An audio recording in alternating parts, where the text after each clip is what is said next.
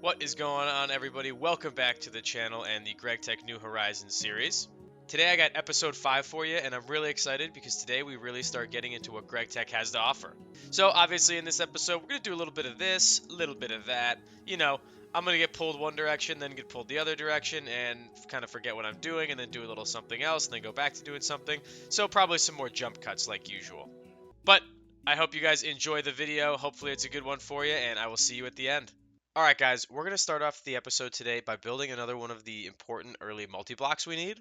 This is going to be the Railcraft tank. The Railcraft tank is going to be a multi-block that holds a lot of liquid or fluids, and that includes steam. This is going to be really important early game. The reason for that is because a lot of the machine's recipes take quite a bit of steam to use, and what we have now producing through the steam boiler is not going to be enough to sustain it. So what we need to do essentially is create a buffer. The buffer is going to be the tank, so it's going to allow us to over time and passively build up a lot of steam that we can then use in the moments we actually need to use the machines. Without this tank, it would be impossible to run all the machines and all the recipes I need to, so this is a really important early game item. It's pretty funny sometimes when I'm recording these clips and I listen to them back and I keep messing them up, and I just sound like a robot. Kind of like last clip you just heard. I don't know why it's kind of weird recording my audio, but I apologize for when I'd sound like a robot like that, and it sounds very uncomfortable. Alright, so I already have all of the tank blocks except for the iron tank gauges, which require glass. So quickly, just to show you guys how to make glass, I made this little flowchart here. Basically, all you do is you get sand and flint, you mortar those down into quartz sand and a tiny pile of flint dust. Then you combine those two together to make glass dust, put that in the smeltery, and then you can make glass blocks with it. So we're going to go ahead and take the glass dust that I just made and walk it over to the smeltery, put it in there, and get ourselves our glass blocks. Luckily, we don't get too Gregified with making glass, as it's a 1-to-1 ratio of glass dust to glass blocks. It's not like a 6-to-1 or anything crazy like that, which is super nice. But now we have our 6 glass blocks, so we can go ahead and complete that task, and then go ahead and finish up this multi-block. Sometimes, guys, I surprise myself. So, as I mentioned, pretty much all the footage I'm still using right now is pre-recorded. I have not caught up to where I'm at yet, but I'm pretty close. So sometimes I'm kind of guessing the future here when I'm recording on these audio clips. And let's just say I did not end up putting down the steam tank for another 50 minutes. So I did quite a bit between then and now. I'm just going to kind of clip in everything I did between then, and then we're just going to put the multi-block down after. I'm sorry. So the first piece of tomfoolery I was doing instead of putting down my steam tank was doing some mining, looking for some more veins, and I actually ended up stumbling into a dungeon for the first time. Now this place was crazy. There were endless mobs spawning everywhere, so I built myself a little hidey hole, obviously, and I kind of stayed here and just sort of killed some zombies for a while, kind of seeing if I could get any cool loot. So this is our first experience with a dungeon in Gregtech, and I kind of feel like there's going to be some crazy loot you can get. Like I said though, there's so many mobs here, and it's so early for me in terms of weapons and armor that I didn't really make it that far. I expanded a little bit, but I couldn't make it to any of the chests or any of the spawners really. Some of the drops I got weren't too bad. I got a few random weapons and swords and pieces of armor I could use. But overall, nothing too crazy. I mean, I didn't really explore too much of the dungeon, so I wasn't expecting much. I mean, I feel like I kind of really undersold it there, but there were so many zombies. Like, it was ridiculous. So anyways, we'll head back to that dungeon later, but for now we went back in search of some more ores, and we found ourselves another redstone vein here, thankfully. Next, we found another copper vein, which is going to be really nice. Oh yeah, I just remembered what I was on the hunt for. So in this, I put coal into my ore finder because I was actually looking for a diamond vein, because I forgot that I had found one next to my base, and I couldn't find any diamonds in it, so I got a little confused. But yeah, I think I was trying to look for another diamond vein. My goodness, I am all over the place in this part of the video. So I went back to the base, deleted a few more dirt blocks, and decided to make some more bronze bars. Wait a minute, bronze bars? What? What? Oh my god. Oh my gosh, guys. Okay, so I was looking back through the recordings I have, and I don't know, I guess I missed one day, and in that day, I finished a lot. So, basically, here's a little rundown of what I saw that I got done and somehow lost the footage of because I am an idiot. Alright, so the first thing we're going to look at is the alloy smelter. So this is the first thing I got done. The alloy smelter is really important because it helps us create a lot of materials that we're going to need later game that we can't just naturally get in the world. The first example of that is going to be the next thing we got done, which is going to be the red alloy ingot. Now, in the alloy smelter, to make this, what we do is we go ahead and we put in some copper and some redstone, and it gives us the red alloy ingot. So that quest was pretty easy. Next, we did the wire mill alpha quest. Now, wire cutters are going to be useful because we're going to need them to create a lot of wiring later. And lastly, the piston quest. So we went ahead and completed this and got ourselves a piston, which unlocks a couple random different things, but it also is necessary because we need some pistons to build some of the machines. Okay, so that should be a good kind of wrap up on what I did and lost the footage of again. But just to give you a little bit more context again, where we're jumping back in is me going and creating a little bit more bronze bars. Bronze bars is one of the alloys we can make in the alloy smelter, and that is created by using tin and copper together. Now you might be thinking, well, we already got bronze before. It's nothing, no big deal. It's no different. But the thing is, before we had to make bronze dust using different dusts, now we can just go ahead in the alloy smelter and put the ingots in themselves, and it'll just do the work for us. All right, back to the bronze bars. So as you can see, I'm monitoring how much steam I have now because I haven't put down that railcraft tank. And each one of these bronze bars to make takes about 10 liters of steam. So it's going to take about 2 or 3 bars before I completely run out. So the problem with the machine running out of steam is that when a machine runs out of steam, it tries to create the same recipe over and over again with no success, burning all the steam that it's trying to put in there. So basically it becomes an endless void and you have to destroy it with a wrench and re-put it back down. So, now that we're back on track, it's time to keep looking for some diamonds. Now, the reason I was looking for diamonds was because you need 2 diamonds to create the macerator, which is going to be one of the first super useful machines in our ore processing chain. Now, interestingly enough, I went down into that diamond vein I said I had found earlier, and while I did manage to find a diamond, I didn't get 2. But when I got back to my base, I opened my inventory and I had a second diamond. So I think what happens is one of these 2 skeletons/zombies that I kill on the way back drops a diamond for me, and I didn't even notice. I just thought I found 2 diamonds, I guess. The other things we need for the macerator are essentially a lot of bronze and 2 pistons. Now the bronze is going to come in a combination of bronze pipes and also a bronze hull casing. Now, the good news is we already have 2 pistons ready to go, and we can go ahead and use this batch crafting method to make this a lot easier on ourselves. And just like that, we have our first macerator. Now, again, what this does is it turns our raw ores into dust, or 2 of them, so it actually doubles our ore output. Hey, you guys remember a billion years ago when we were making that railcraft tank? Well, guess what? We're back, baby. So, to finish it off and build the last 2 blocks we need, we just need some iron plates, iron screws, and those glass panes we made, and we can go ahead and finish off the multi-block. Alright, awesome. So now that we have all the blocks, we can complete the quest, get ourselves our 5 goldberry rewards, and go ahead and put down our steam tank. So we're going to put it down kind of in between the water tanks and where I have my coal boiler right now. Again, I still don't have the full idea of what this is going to look like eventually, but this is just a very, very intermediate like setup I have going on here. But one thing I do know is that these tanks, they do require the valves to be at the top and the bottom, and you pull the steam out of the bottom and you put it into the tank from the top. So that's why I wanted to elevate it a little bit above the boilers, which I think I'm actually going to later put my machines there and then get the boilers up top. But there we go. We have our railcraft tank, aka our steam buffer. This is going to be huge because this is going to allow us to create way more bronze bars at a time instead of just a few and then having to stop to let it refresh all of its steam. But the question is really, did I put it to use immediately or did I go do a bunch of random other things and make it useless for a while? Well, the good news is the answer is I went and made it useful immediately. So I went ahead and started moving my boilers around and renovating the place to go ahead and make it work.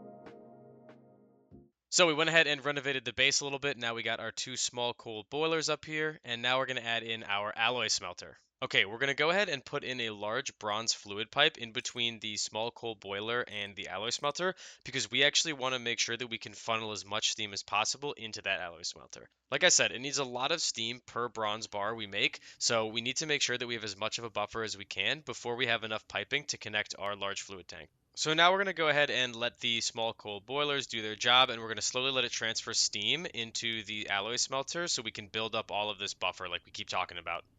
One more time, I'll explain what this buffer is. Basically, it's just we're building up smoke in the pipes and in the machine itself so that when we go to use a recipe, it's using all of that smoke before it's using the smoke that is currently being produced by the boiler. So essentially, we can stack up more steam than we have, and that lets us do a little bit more.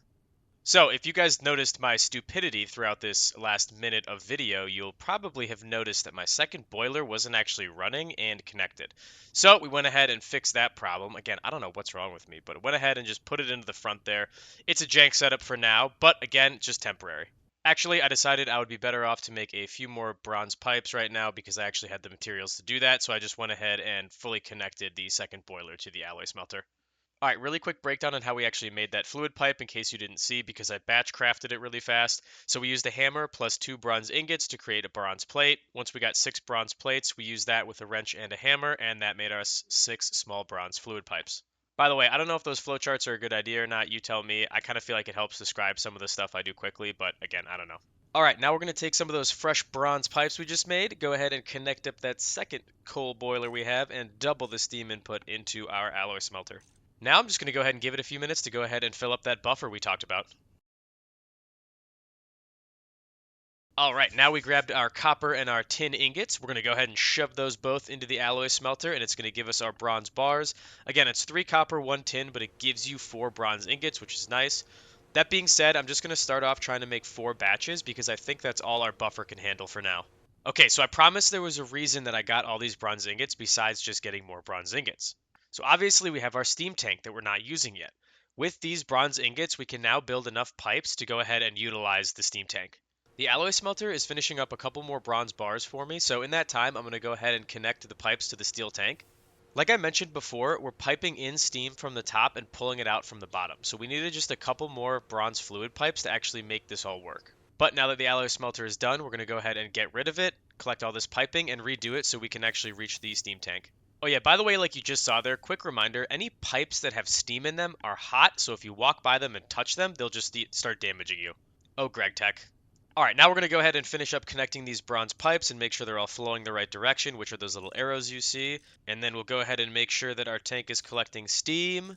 And there we go. Our tank is now filling up with steam. We're now going to have so much that we can use. This is going to be amazing for us. So now that we have all the steam going into the tank, we now need to pipe it out of the tank. And that's where the bottom of the tank comes in. So we're going to go ahead and just pipe everything just over here to this little platform, and we're going to put our machines down here for now. So now we have our alloy smelter set up. Our steam tank is just going to continue to build up steam for now. So at this point, I think it's time to go ahead and upgrade our pickaxe a little bit and then keep mining. So with our pickaxe fully upgraded, we decided to head back to the copper vein. Now we do get 4 bronze ingots every time we do use the alloy smelter, but it takes 3 copper and 1 tin. So obviously we need a lot more copper than we do tin ore. And now that we have the max luck on this pickaxe, this will take so much less time to mine. We collected about 3.5 stacks of ore here, and we're going to go ahead and just toss those in the furnace. We did build that macerator from earlier, but we don't have enough steam to use the alloy smelter and the macerator, and we want to give that steam tank enough time to build up, so we're just going to use the classic furnace for now. And because we're a little bit impatient, basically every time we get enough copper ore, we keep running over to the alloy smelter, because we just need so much bronze at this point, and I'm so excited to be using these machines. At some point too, I need to finish building a wall onto this base because as you guys see, every day I wake up and I have to fight myself into life. Now, it's almost like I can see the future, but shocker, the next thing I did was I built a wall because I didn't want to keep fighting when I woke up in the mornings. So I then ran into a problem I almost forgot about really quickly with steam machines, which is that you need to use a wrench and right-click one of the sides to create a hatch, which basically lets it release all of its pent-up steam or whatever it is. But basically without it, the machines don't work. So, all right, we've done a lot with the base, but now let's talk a little bit about food. So basically this whole time, I haven't really been showing much, but we built that garden, but we've just been snacking on basic ingredients this entire time. So it's time for me to make a little bit more complex foods to make it a little bit easier on myself and less annoying. The first thing we're going to try and make is going to be a berry medley. Luckily, I have all of those berry bushes and then some berry crops growing, so this one should not be too difficult considering we already have a few bowls. As you can see here, the recipe is just 4 different berries and 2 bowls up top, and you get 2 berry medleys, so we'll go ahead and make like 10 of those if we can. All right, so now that we got ourselves some berry medleys, we're going to go ahead and make ourselves some more food. I'm going to use up a lot of that flour that I made a long time ago and make ourselves some dough. If we put 2 pieces of dough together, we get some bread, which we can go ahead and cook and cut in half for some sandwiches. So that being said, let's go ahead and get ourselves a bunch of buckets for water. All right, so this is going to be one of the first instances where our water tank is going to be super useful. So obviously we can just go and fill up all of our buckets with that tank. Then all we need to do is just go ahead and make dough a batch crafted item, and it'll take every single water bucket in my inventory and make a piece of dough with it. Now, obviously, as you can see here, the main problem I was running into initially is that those are two different types of buckets, so I actually had to add both of the batch craft recipes to make them because the game saw it as two different items, so it couldn't do all 10 of them together. But this is how we learn through Gregtech.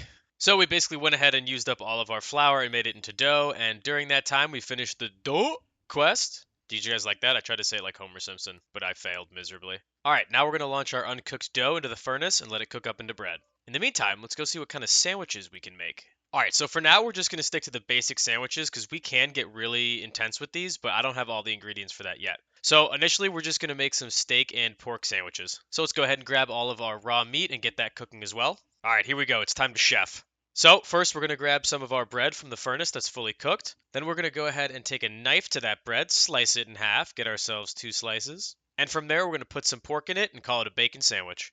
Bang, now we got 13 of these. Now we just have to wait for our steak to finish cooking and we can use some of the rest of the bread we have to make some more steak sandwiches. I also made a couple long pieces of bread which require 3 dough each, and that can make some different sandwiches later on. I don't end up using them now, but I just have them for later. And there we go, made ourselves some steak sandwiches, so now we've got a variety.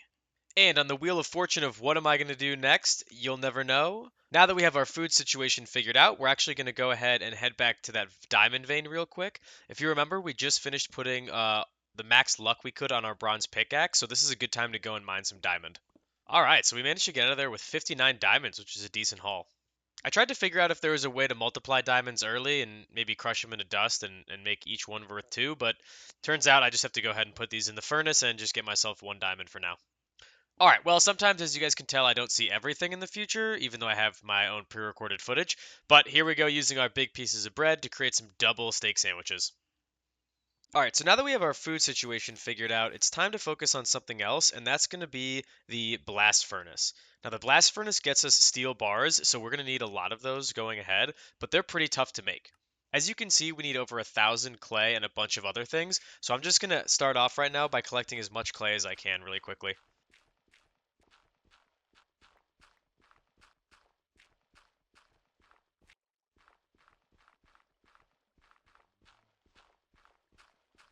And with that, we should have over 1,000 clay. Alright, we're going to end off episode 5 by crafting these 4 blast furnaces we need for the multi-block. Alright guys, with that, I'm going to go ahead and call it here for episode 5. Again, I apologize for the delay. I didn't get much done over the holidays, but I wanted to get this video out and start working on episode 6 immediately. I could have kept this video going probably for another 10 minutes, but I figured let's just get one out now so that you guys have something to watch, and then we will add another one hopefully in about 2 or 3 days. So at this point too, I'm basically halfway through all my pre-recorded footage. I'm about 23 of the 46 hours done, so we should only have a couple more episodes of pre-recorded footage before I get to start doing some live content. Anyways, guys, I hope you guys enjoyed the episode again as usual, and I hope you like and subscribe, and we'll see you next time.